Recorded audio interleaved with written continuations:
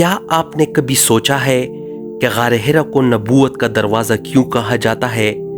مکہ کے پہاڑوں میں چھپی یہ چھوٹی سی تاریک غار انسانی تاریخ کی سب سے عظیم لمحے کی روشنی سمیٹے ہوئے ہے۔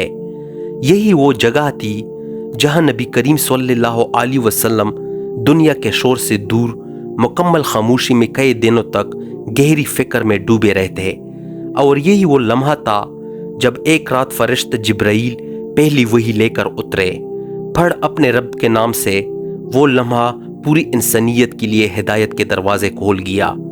غار حرا صرف پتھروں کی ایک غار نہیں، یہ وہ دہلیز ہے جہاں سے نبوت کا آغاز ہوا، جہاں سے الہی روشنی نے اندھیرے کو چیر ڈالا، اور جہاں سے تاریخ ہمیشہ کے لیے بدل گئی۔